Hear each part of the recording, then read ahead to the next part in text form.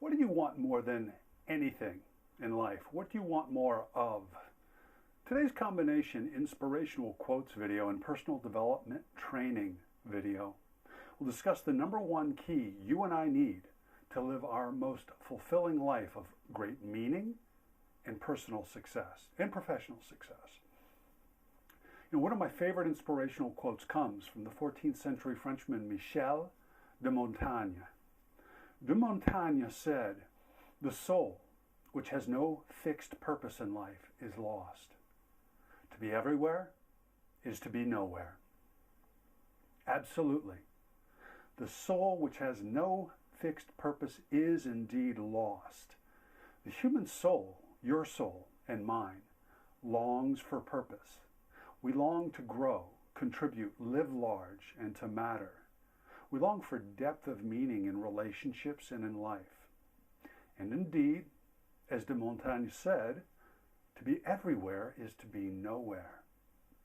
To live our lives fully and deeply requires us to choose a purpose.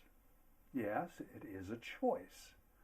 Stick around for the rest of this video and for the next video, which will come out next week, and I'll give you a simple exercise that you can use to find, create, or clarify and energize your purpose. So perhaps you are already deeply synchronized with your purpose. If so, awesome. You'll still benefit from these two videos, so stay with me, please. Okay, today I have a personal story I'm going to share with you to make the point of the importance and the choice in purpose. I began life having any natural self-confidence, self-esteem, direction, or purpose I might have had being totally crushed. Yet I've gone on to create and feel great purpose and meaning in my life, as well as considerable self-confidence and self-esteem. If I can do this, anyone can, and you'll see what I mean after I tell you my story. My story begins when I was 18. Remember?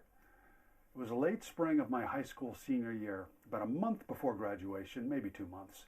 I was a terribly lost soul, recovered from a drug problem, and from years away, I should say, of being recovered from a highly dysfunctional family. It had taken me 5 years to complete 4 years of high school. I stopped skipping school only when they threatened to expel me, and I took tests only when it was necessary to not flunk.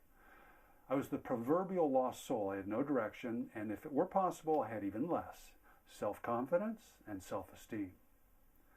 I'd never had any guidance or support from my highly dysfunctional family. I had an absent father who, when present, was emotionally and physically abusive and violent to the extreme. He was a very successful man, actually, a lawyer, a businessman, and here you go, a politician. Who would have figured, huh? It confused and distressed me as a young boy that so many people seemed to adore this monster. But of course, the person I knew was not the person that the public knew. The two people bore no resemblance to each other. So, anyway, back to the story. It was springtime, about a month before high school graduation. It was around 8:30 in the morning. Class would begin soon, but for now there were 100, maybe more kids in small groups, milling around the front of the school, socializing with each other. Isn't that what teenagers do best, and most often, socialize? As we all chatted in our small groups, some sort of list was being passed from group to group. When it made its way to my group, I asked my friend who received it what the list was, and she said the class rankings. I'd had no idea the school ranked us. I'd never heard that before. So what do you think my next thought was? If you were me, what would you be thinking? Right. I thought, well, where the heck am I on this list? I want to see the list. That, my friends, was a bad choice. Another 4 years back, at age 14, I was sent away to a drug clinic some 300 miles in 2 states away from my hometown in Northern Virginia in the D.C. area. I spent 6 or more months there. Returning home from the drug clinic, I still lacked what I really needed in life, which was self-esteem, self-confidence, and direction. A sense of personal meaning and life purpose. And I still totally lacked a single adult to act as a positive example, a mentor, or any kind of support or guidance. I was a life pedestrian, wandering, aimless, lost, and profoundly confused. I got through high school without studying a single time and with doing the minimal work required to just make D's and barely get through. Singularly, the low point of my first 50 years probably was the story I started when I was 18 years old. It was a beautiful spring morning, sunny, crisp, cool. My friend that I was talking, one of my friends I was talking to that got the class rankings, handed them to me when she was done with them. I should have just handed them right back to her. As I remember it, my class had 326 students. A number is close, if not exact. I looked over the first couple of pages and I saw the usual suspects. I knew who would be on those pages pretty much. As I mentioned, I already had no self-confidence, no self-esteem, zero direction, no goals or anything at that age. So if we had 326 kids in the class, there were probably about 8 pages in the ranking list, right? So I hadn't given this much thought. I was under no illusions that would be in the first half of this rankings. Not that I'd even thought about that. But by the time I got to the 5th or 6th page and I hadn't seen my name, it really began to sink in. I hadn't seen my name, and I knew, though, that wherever I am on this list, if I am, it's not going to be pretty or pleasant. Suddenly, I was terrified to finish the list. I was afraid of where I would find my name, and ironically enough, I was also scared that I might not even find my name on the list, because I was of the opinion that I was so irrelevant, such a non-entity, that I thought maybe I'm not even on this list. Maybe I don't even exist per the school. That would have hurt, but I wouldn't have been surprised. But now I needed to finish what I'd started, and I wanted to see where I fit in on this list, or where I didn't fit in, maybe it would be more accurate. So I reached the final page, and I still hadn't seen my name. My stomach tightened, my breathing became more and more shallow and rapid. My heart was down around the floor somewhere. Only now did it fully dawn upon me that even if I find my name on this list, it's going to be painful. It was a public declaration of what I felt inside, that I was a total loser. The single largest authority in our lives was declaring to everyone that mattered to me that yes, Babson is a big loser, and he's stupid, by the way. Well, I made my way down that last page, my heart sinking with each name that I read because each name was not mine. Until I made the final name, number 326. The dead last ranked kid in my class, the most stupid, the biggest loser, Christopher Babson. Do you remember being in high school? Remember desperately how you wanted to fit in and to be cool? Do you remember how frustratingly often probably you felt uncool or not as cool as you wanted to be, and maybe you didn't fit in as much as you wanted to? Well, if you're like most people, you can relate to this. And if you can't relate to this, then good for you. I applaud you. That's awesome. I mean that. You're blessed. And perhaps something of a freak. I think my boys are like that. I think they've always felt that we built in so much confidence and love and support for them, although they've had their challenges, my older one in particular. Anyway, if that describes you, I hope you've used your confidence and certainty and direction, your purpose in life, to continue to grow and to contribute to other people and to society. So even today, 40 years later almost, it's as if this day, this event in front of my school happened yesterday. I'm standing there staring at my name on that page, 100 or more kids around me in small groups in my peripheral vision, and I'm frozen staring at this paper. In my imagination, each and every other kid has stopped what they're doing. They're all staring at me, laughing at me. They know what I'm looking at. The list has been passed around. And they're all saying to themselves, Babson is such a loser. He's the most stupid kid in the class. Of course, my ranking had nothing to do with my intelligence and everything to do with my lack of self-esteem and my direction or lack of direction at that point in my life. My total lack of recognizing any kind of purpose, having any confidence. But my teenage mind couldn't conceptualize that. It wasn't mature or experienced enough to know that. To my young mind, the single largest authority in my world, my school, had publicly declared that I was a massive, hopeless, stupid loser. I was devastated, humiliated, like I've never been before or since.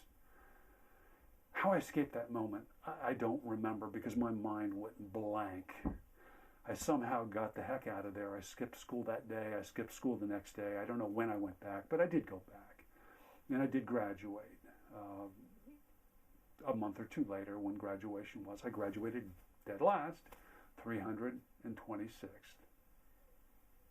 You know, in my 20s, my early 20s, I found direction and purpose in my career as an actor.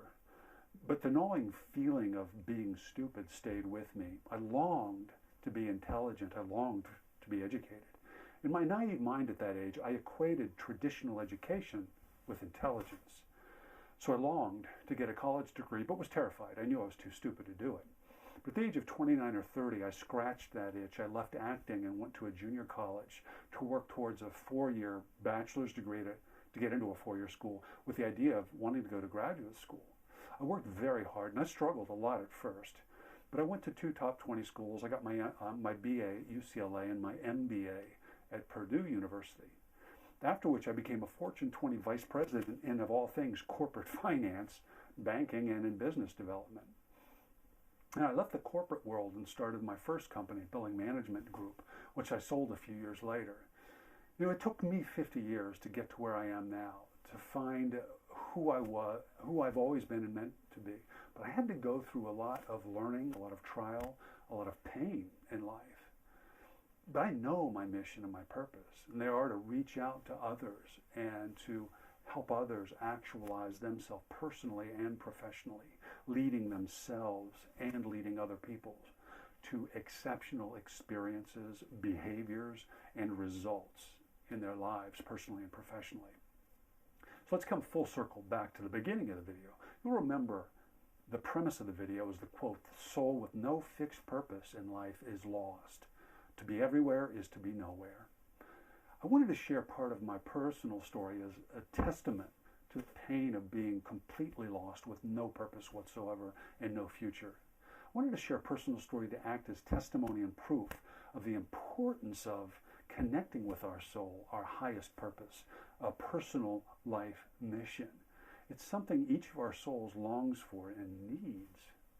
I know personally the pain of being a lost soul with no meaning, with no purpose, no hope, and no future. And I also know the exhilaration of accessing and living highest purpose, meaning, relevance, and gifts. Wherever you personally are on this continuum of personal mission, purpose, fulfillment, and success, I encourage you to be who you were born to be. Don't be afraid of it. Don't feel that it's too early or too late, that you're too young or too old or too smart or not smart enough. Begin now. I'm an extreme example, I think. I'm pretty sure, based on the other people I've met in life. And if I can do it, you can do it.